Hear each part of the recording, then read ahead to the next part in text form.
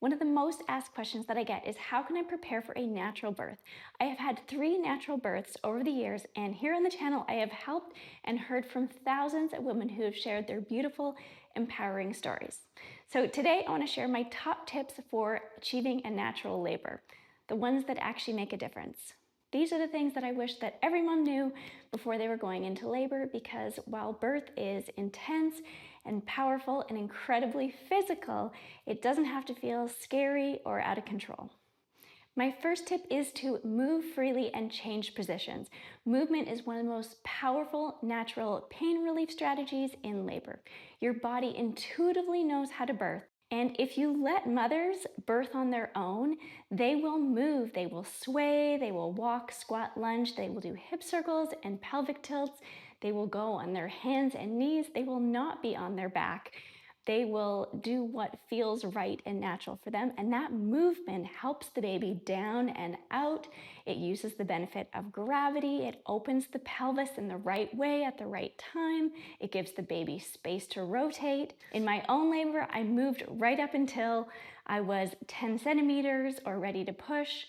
I had a routine of walking down the halls. I slow danced with Jeff.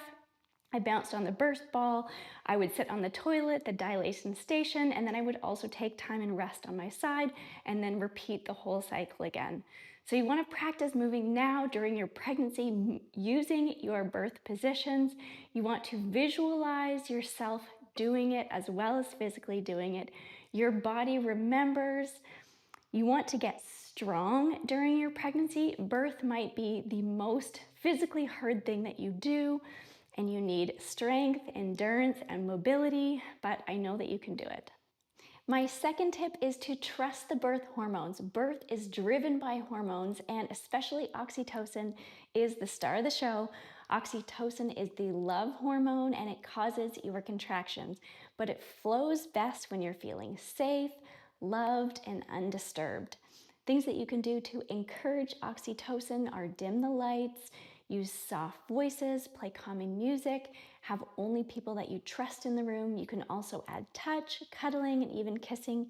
And yes, if it feels right, being intimate or sensual, using stimulation with your partner in early labor can boost oxytocin as well. Every time you feel safe and loved, your body is more ready to birth. On the flip side, adrenaline, your fight or flight hormone, can stall labor. So with your birth team, you want to protect your birth space like it's sacred, because it is. Tip 3 is to use your breath. Breathing is one of the most powerful tools you have in your labor, and it's always with you. And the right breath reduces pain. It helps you stay grounded and focused. It encourages your body to soften and open and release. There's a few different breaths you can try. You can try breathing in for 3, and then out for 6.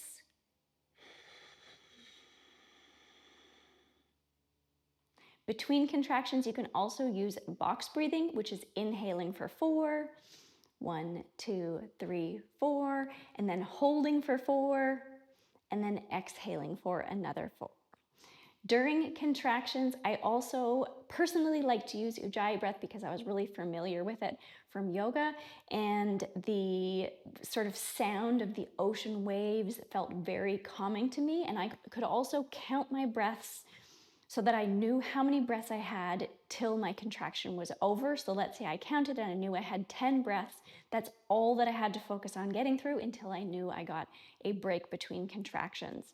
So Ujjayi breath, you use a constriction of the back of your throat like you're fogging up a window, except that you close your lips.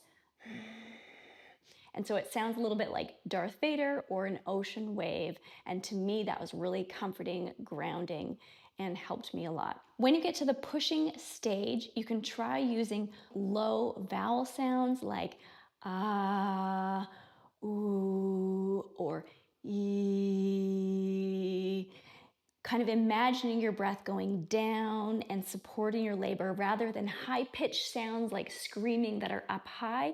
You're trying to go low and down.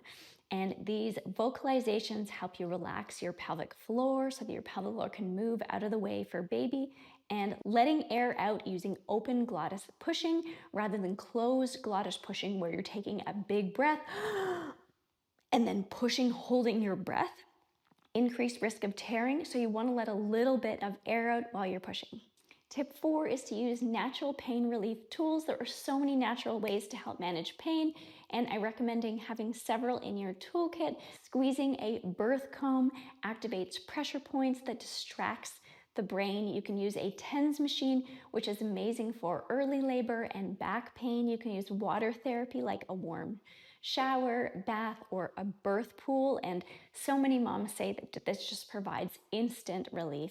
You can also use counter pressure, where a partner would get behind you and put pressure on your iliac crest, which is going to open up the outlet of your pelvis and provide quite a bit of relief. Of course, there's massage and heat packs. Of course, you can switch positions and you can use your breath and sound, which we just talked about.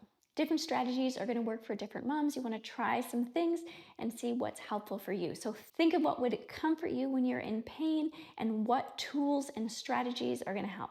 So tip 5, mindset and affirmations matter. When I was pregnant with Grayson, my friends were telling me all of these horror stories and I was really, really fearful of birth. But then I started prenatal yoga with a doula, and I started hearing the moms that were a little bit ahead of me in their pregnancy have these beautiful, empowering natural birth stories. And so I started to believe that I could use the strategies that were being taught and I could create this positive birth. And when I went on and had my positive, beautiful birth experience, something changed in me. I knew that that's what I wanted to do.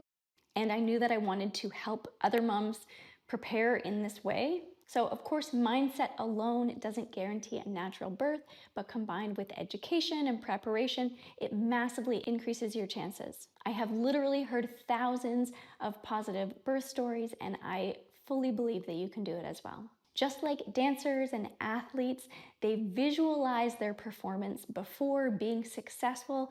You want to visualize the positions, the sounds, the room, the atmosphere, the sensations, and also visualize the birth being positive and successful and beautiful, and experience that emotion in your body as if it has already happened. Get excited about the experience of birth. You really want to believe that your body was made to birth, and you want to believe that you are safe, capable, powerful, and loved, and that you can do this.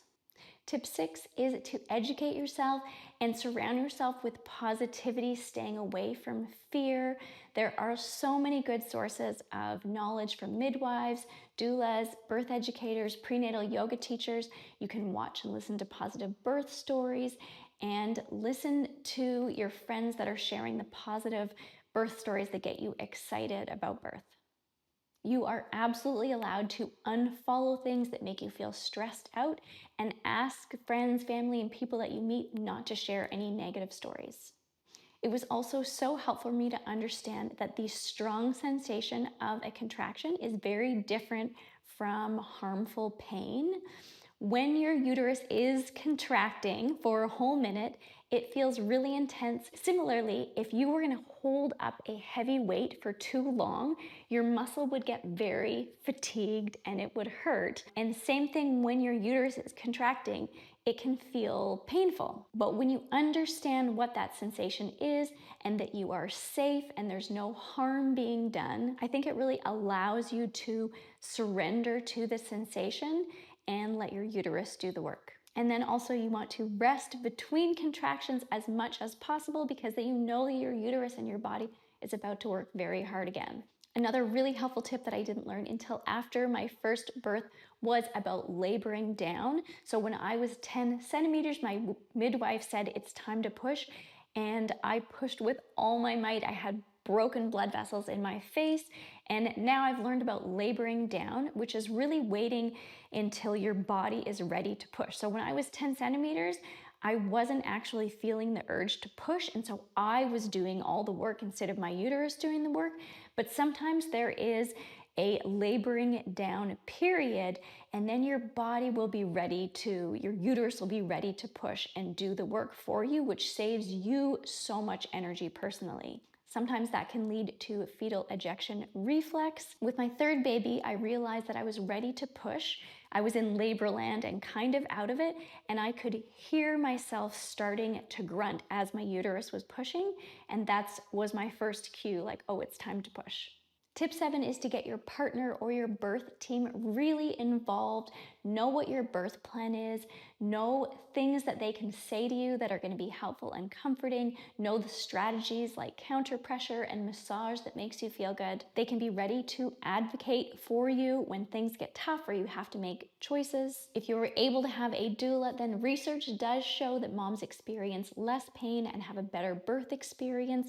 Or you can train your partner like a doula. There is lots of free resources or birth courses out there that you can both do together. Things that they can do, they can remind you to move every few contractions. They can remind you to go to the bathroom, either to empty your bladder so there's more room for baby, or just maybe change things up on the dilation station.